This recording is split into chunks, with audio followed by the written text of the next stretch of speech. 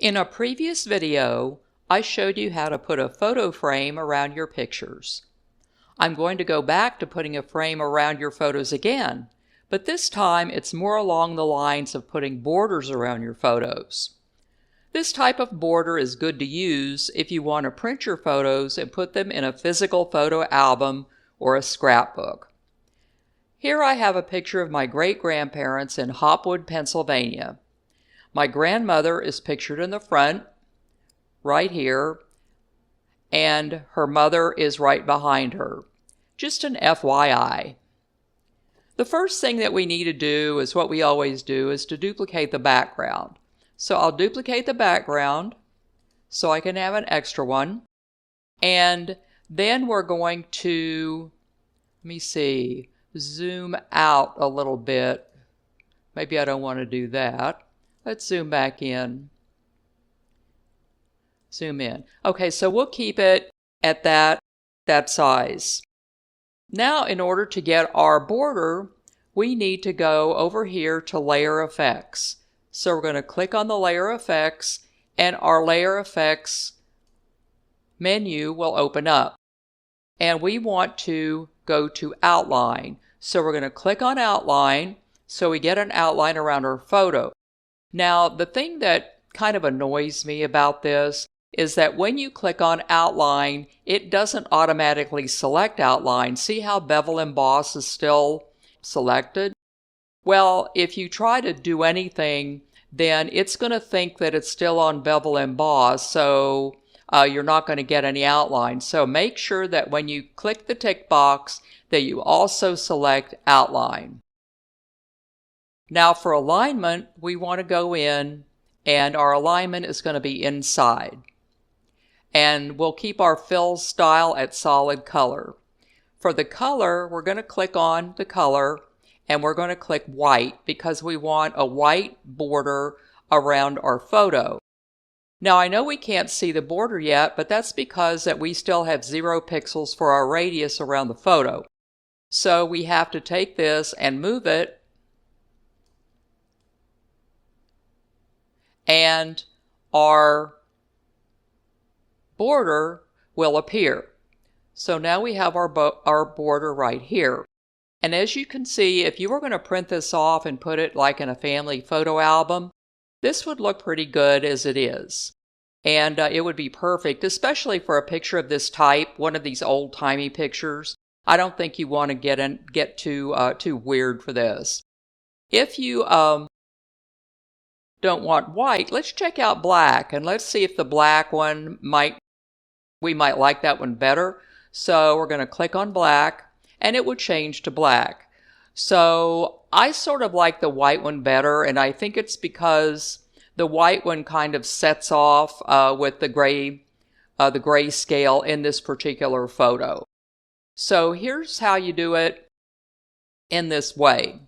And this is a pretty simple thing to do if you just want to put a bounding box or an outline around your photo. So here's our final product.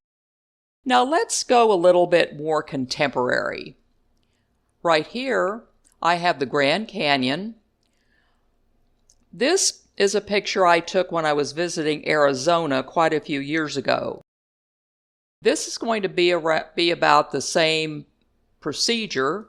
We'll duplicate our layer, and then we'll go to Layer Effects just like we did before. The Layer Effects, we'll click on Outline, and again make sure that the outline is actually selected. Our alignment is going to be inside, and this time we're going to go to Color. It always comes up as black whether you want it to or not, it doesn't really matter. And then we're going to select white and fix our radius where we have our radius around our photo. And this is what it looks like. Now for a picture of this type, to me this looks a little bit really boring. But if we go down here and click on Color, over here is our color picker. So if we take our color picker and drag it over the picture, look how the color of the photo is showing underneath the color picker. So if we let it go, look at that. We actually get a complementary color that's complementary to our picture. So when you find the color you want, and we just did, let the mouse go, and we can check out our new border. Now let's try another one, because if you experiment a lot, you can get all sorts of interesting looks. Let's go back to the color picker again, and let's put it over the sky. So we can let it go, and then let it go, and now you can have a border that looks like the sky in your photo. So let's move this out of the way. Okay, so that's what that looks like. And we can, since I'm still on this, let's take our color picker again and move it over the mountains right here, the canyon color, and we can get a canyon color. This kind of looks neat because it's not so dark as it blends in with this, and it sets it off from the sky. Now there's something else that you can do on this. If you go and look at Fill Style and go to Contour, we now have a contour gradient. So click on that and click on our color. Because we lost it, now color we have black and white, and as you can see the gradient is black and white. But if you don't want that, you can click on that again and put our color picker over here to the mountains and let it go, and now we have our gradient that kind of matches the mountains. And then all we have to do if we want to fix our gradient is we just move this back and forth until we get the kind of gradient we want.